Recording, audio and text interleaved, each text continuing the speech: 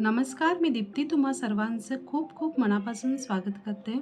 आज आपण पाहणार आहोत रोस्टेड शेव आणि रबडी यांचे जबरदस्त फ्युजन म्हणजे रोस्टेड शेव रबडी सँडविच.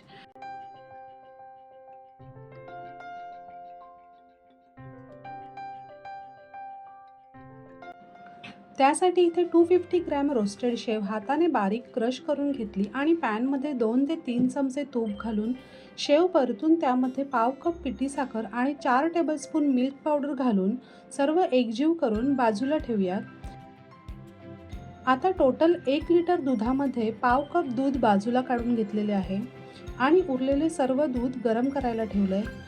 बाजूला काढलेल्या पाव कप दुधात 2 tablespoon cornflour, 2 tablespoon custard powder, पाऊण कप मिल्क पावडर घालून सर्व मिश्रण चांगले एकजीव करून घ्यायचे.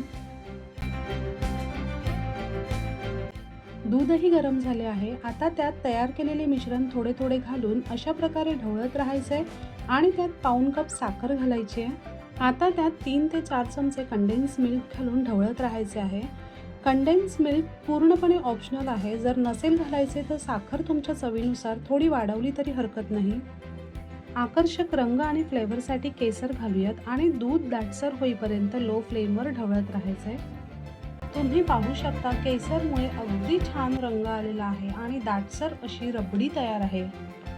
आता त्यात व्हॅनिला इसेन्स घालून गॅस बंद करूयात. इथे कोणत्याही प्रकारच्या फ्लॅट अशा सर्विंग ट्रेमध्ये आपल्याला शेव आणि रबडी यांचा लेयर लावून घ्यायचे आहेत. सर्वात तळाला शेव अशा प्रकारे पसरवून घ्यायचे आणि त्यावर अर्धी रबडी घालायची. सर्व शेव तळाला एकदम न घालता त्याचे 2 भाग करून एक भाग तळाला आणि दुसरा भाग परत असा रबडीवर पसरवून घ्यायचा आहे. नंतर त्यावर परत उरलेली सर्व रबडी घालून थोडी शेव मी बाजूला काढून ठेवली होती ती पण घालून घेऊयात.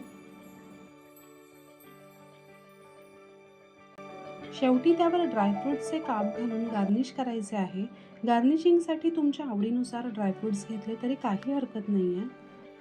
आता आपल्याला हे फ्रीजमध्ये सेट करून घ्यायचं आहे. त्यासाठी ह्यावर फॉईल पेपरने असे कवर करून 2 तासासाठी फ्रीजमध्ये ठेवायचे आहे. रबडी लेअर लावतानाच बऱ्यापैकी थंड झालेली असते, त्यामुळे लेयर्स लावून झाल्यावर आपण हे लगेच फ्रीजमध्ये ठेवायलाही काही हरकत नाही आहे. रिझल्ट तुम्ही पाहू शकता. रोस्टेड शेववर गरम असलेली रबडी घातल्यामुळे शेवमध्ये रबडी छान प्रकारे मुरली आहे आणि फ्रीजमध्ये सँडविच व्यवस्थित सेट झालेले आहे. आणि अशा प्रकारे कट करून सर्विंग प्लेटमध्ये काढून घेऊयात. तुम्हाला जर ही रेसिपी आवडली असेल तर व्हिडिओला लाईक, शेअर आणि चॅनलला सबस्क्राईब करायला विसरू नका. धन्यवाद.